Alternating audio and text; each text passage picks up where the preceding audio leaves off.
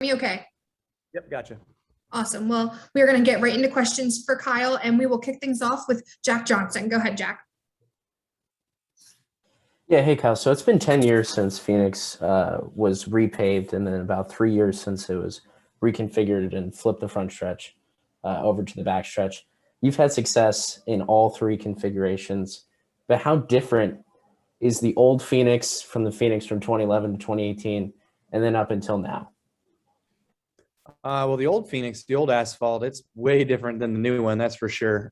Just the way the track is run, the way that the track is down through the dog leg, and being able to run way low where they paved it all, where it used to be grass with a kind of a curb, if you will, like a road course curb. And then the grip level being high and having fresh asphalt, obviously, it makes the tire grip up more, but then the slip is quicker, So just way different tendencies of how you drive it and how the setups have been. And then with the repositioning of the start finish line, it just kind of changes the dynamic of restarts, obviously, and what you do there. You're now not racing in a turn 3 on a restart and trying to get single file down the backstretch. You're now coming out of turn 4 starting and racing down through the dog leg. So it's just a lot different perspective for how it all shakes out. Thanks, Kyle. All right, we're going to take our question from Michael Shelton. Go ahead, Michael. Well, thank you very much. I just wanted to ask about Kyle Busch Motorsports and your truck team.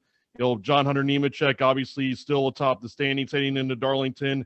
And then you also have Dylan Lupton, who's going to be driving the number 51 Toyota Tundra at Darlington. So I just wanted to just get your thoughts on your Kyle Busch Motorsports team heading into this weekend at Darlington. Yeah, I mean, I feel I felt better about starting the playoffs than I did going through the first race of the playoffs at Gateway. We had a strugglesome night, man. It's just seems like we can be fast and have good speed there, but every year just something happens and takes us out of being able to go get a win there. So, that was the case again the other night, but we were fast and looked good at Darlington the first time around. I think we were running 1:24 at one point in the race there, and John Hunter and Corey Heim were really fast, and Chandler was coming up through with his bad starting position, but he was racing the race real well. And then all heck broke loose on a late restart, and they got crashed anyway. So certainly a lot of things to clean up, things to get better on. And, I think John Hunter is been doing a good job this year. It's just time to continue to keep his head on straight and focus on what he knows how to do. And that's to go out there and be fast and be competitive and of course be consistent at these races to just get yourself to that championship 4. Thanks. Good luck in the trucks and in the cup in the playoffs. Thank you. All right, we're going to take our next question from Steve Richards. Go ahead, Steve. Hey, Kyle, with all of your playoff experience, are there one or two rules that you live by in the playoffs to just help make your way through it, to get through the playoffs? Yeah, I mean, kind of. I'd say one of the biggest ones is don't beat yourself. Speeding penalties, obviously, leaving lug nuts off, just dumb stuff, don't beat yourself. Those are definitely things to kind of live by. Not really trying to put yourself in a bad spot. Look, I mean, every spot is important, especially if you're trying to point your way through the rounds. If you don't have chances of winning, if you're coming down, and you're running 5th, but yet, 4th and 3rd are right there in front of you at, say, Bristol, wanting to pass those guys and get by those guys, but not creating enemies in the way of going about that and setting yourself up for, a future hard time at the next race with that guy. So you're just trying to do what you can to be as clean as you can. And we all want the playoff points. We want stage victories, race victories, all that stuff to accumulate and get our total higher. So we have an easier time starting the next round. Perfect. Thank you. All right, we're going to take our next question from Eric Smith. Go ahead, Eric.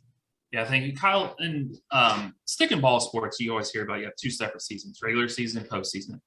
Do you feel in racing, do you change like your approach when you get to a postseason? Does like driving style change? Do you have to raise the aggression, or do you stick with what got you there? You're in the playoffs for a reason. What's your approach?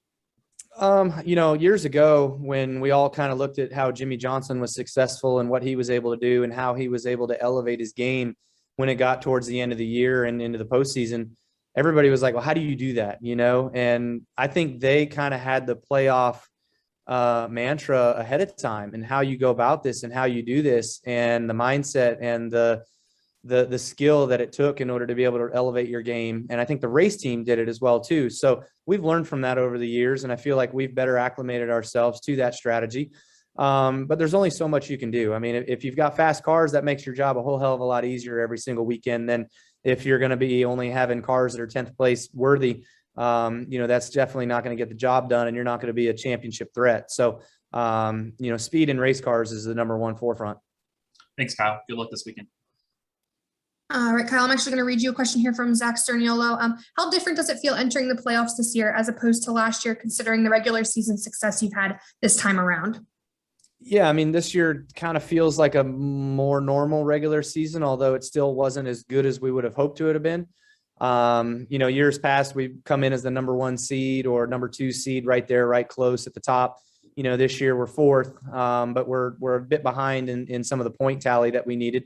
So that's why we'd look towards this first round of trying to continue to accumulate, those playoff points. But last year we came in with nothing. We were just knowing that if we didn't do everything right and the speed that we had in our cars, that we were going to be eliminated in the round of 12. I mean, we knew it going in, and that's what happened. We threw a couple of Hail Marys to try to see if we couldn't get through, but even those didn't stick. So this year I feel like we've got a way better chance of getting through the round of 12. It's the round of 8 that really gets super, super competitive and strong, that, you got to be really on top of your game and, finishing up front every week. All right, we're going to take our next one from Aaron England. Go ahead, Aaron.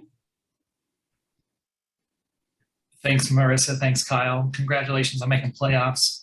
A lot of focus right now is on the Hendrick stable, Kyle Larson, Chase Elliott as maybe being the favorite. You, on the other hand, you've made 14 playoff appearances. You've been in the finale 5 times. I think you could make an argument for yourself. What's led to your consistency in the playoff era? I would say having a strong home base. Adam Stevens and myself were really good at being able to communicate and talk and work our way through each round and get everything out of our car and our team and the respective stuff that we needed to make it through to the next round. So that all changes this year with Ben Bayshore being the crew chief. So, we're kind of talking about that, working on that, and, giving him kind of the lay of the land of what I'm used to and accustomed to, and seeing if we can't fine tune that and make that a little bit better this time around. So, I feel like we've got a good mindset, good game plan so far for what we need to do in this first round, and we'll play it off from there. All right. Thank you. Best of luck. All right, we're going to take our next question from Ashlyn Register. Go ahead, Ashlyn. Thanks, Kyle. With the season ending in Phoenix and more events going on due to the championship race weekend, what is your favorite place to eat or explore in Arizona? Just being able to go out to Arizona a little bit ahead of time, have a fun time out there, being able to see some friends and going out to some dinner spots. Scottsdale is always great. There's some cool restaurants that have opened up over the years out there that are kind of trendy and fashionable that Samantha and I enjoy going to, and being able to go and take on Camelback or some of the other hiking spots that are out there. There's about 4 of them that we've been to in recent years that we enjoy being able to go and get up the mountain. So that's what's fun for us. And of course, then taking on the racing action. And, from there, sometimes we either go before or after to the sand dunes. This year probably be after, just hopefully being in the championship 4. You don't want to screw anything up leading up into the week of, so you'll do it after. Thank you. All right, Kyle. Well, that's all the time we've got with you. Thank you so much for spending some time with us. We wish you the best of luck. No problem. Thank you.